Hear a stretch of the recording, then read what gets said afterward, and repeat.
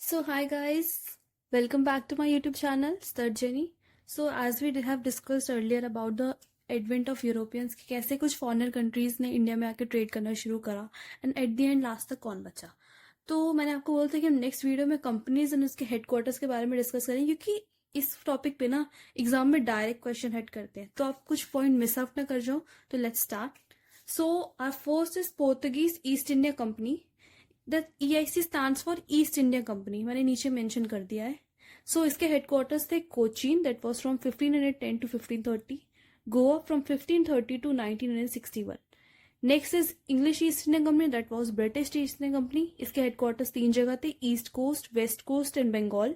East coast में Coromandel, Masulipatnam from 1611 to 1641, Madras में 1641 onwards, that upward arrow shows onwards.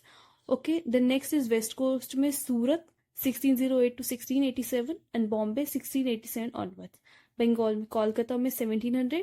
Then Dutch East India Company, ये वही वाली कंपनी है जिसने अपनी सारी बिलोंगिंग्स ब्रिटिश को बेचकर वो यहाँ से चली गई थी। इसके हैं ईस्ट कोस्ट में कोरोमंडल पब्लिकेट में 1690 एंड नेगापट्टनम में 1690 ऑनवर्ड्स। बंगाल में Hooghly 1655। Danish East India Company में Serampore Bengal 1676 to 1845। French East India Company Surat 1668 to 73 and Pondicherry 1673 to 1954। So that's all about this topic. Actually ये topic exam point of view से बहुत इंपॉर्टेंट है क्योंकि इससे डायरेक्ट क्वेश्चन हेड करते हैं। सो इट इज नेसेसरी कि आप इस टेबल को अच्छे से अपने माइंड में बिठा लीजिए ताकि आपसे कोई भी पॉइंट मिस आउट ना हो एंड आप आराम से क्वेश्चन सॉल्व कर ले। इसको बार बार रिवाइज करेगा तो ये टॉपिक आपके लिए बहुत ईजी बन जाएगा।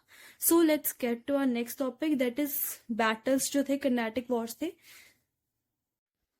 सो our topic is Anglo French conflict और कर्नाटिक वॉर्स। कर्नाटिक वॉर्स इसलिए कहती है क्योंकि बेसिकली ये कॉन्फ्लिक्ट ही कर्नाटक के एरिया के लिए था, that's why it's called Carnatic Wars. तो इसमें तीन कॉन्फ्लिक्ट्स होते हैं। एंग्लो फ्रेंच वॉर जो होते हैं वो तीन होते हैं, यानी इंग्लिश और फ्रेंच के बीच तीन बार लड़ाई होती है, जिसमें जो फर्स्ट और जो थर्ड लड़ाई होती है ना उसमें इंडिया का कोई रोल नहीं था, फिर भी इंडिया में लड़ाई होती है कि लड़ाई उनके अपने अपने देशों के आसपास में हो रही है और इंडिया में उसका इफेक्ट दिख रहा था। और जो सेकंड लड़ाई होती है वो इंडिया के उसमें होती है। तो लेट अस सी, एक एक वॉर को अच्छे से पढ़ते हैं। तो it is first Anglo French war, that was in 1746 to 48। इसमें क्या था, डुप्लेक्स गवर्नर था। मैंने आपको बताया था कि डुप्लेक्स गवर्नर था जिसकी जैसे कॉन्फ्लिक्ट होती थी जब मैं आपको वो एडवेंट ऑफ यूरोपियंस पढ़ा रही थी। तो उसमें ये जो डुप्लेक्स गवर्नर था इसने क्या करा, पता नहीं क्यों फ्रेंच और वहाँ फ्रांस और ब्रिटिशर्स में लड़ाई हो रही है अपने अपनी कंट्री में, यहाँ पे इसको क्या चल रही है, इसने मद्रास जो था ना ब्रिटिशर्स का उसको कैप्चर कर लिया कि वहां लड़ाई हो रही है तो हम यहाँ से बदला निकालते हैं। तो क्या कहते हैं, फिर उसके बाद उनको ब्रिटिशर्स को गुस्सा आया, बट उस टाइम ब्रिटिशर्स पे ना इतनी वो वेपनरीज नहीं थी। तो नवाब ऑफ कर्नाटक आर्मी यानी कर्नाटक की जो राजा का जो आर्मी था ना उससे इसने लड़ाई करी और उसको फिर फ्रेंच वाले लोगों ने हरा दिया। तो यहाँ फ्रेंच की जीत हो गई, ठीक है। तो ये इतने बदतमीज है, इन्होंने क्या किया, मद्रास को अपने पास रख लिया।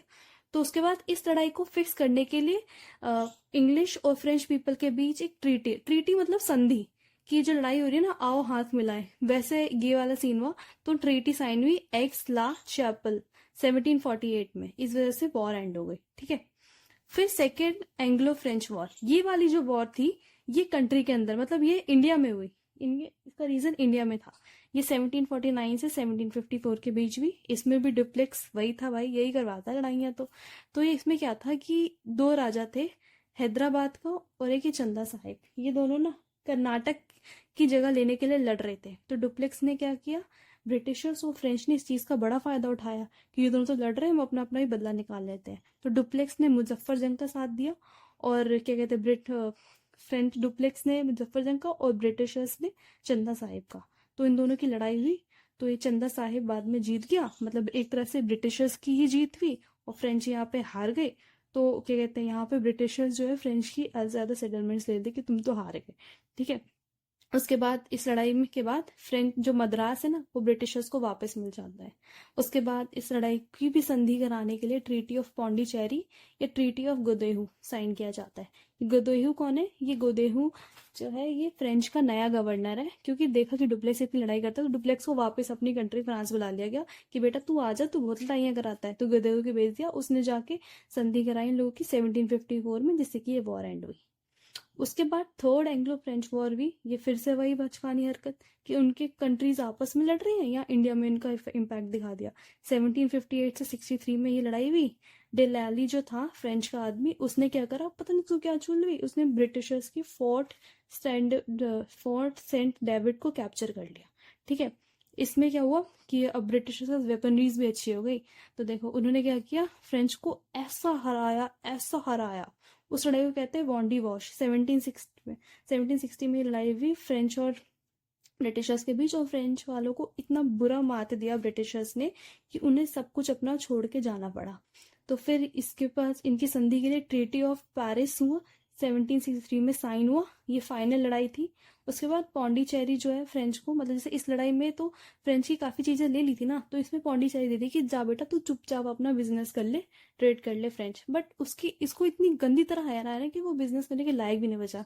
फिर उसने पौंडीचेरी को एक बार को मिल भी गया ना, फिर भी वो एक बार को अपने बोरिया बिस्तर बांध के सब चले गए।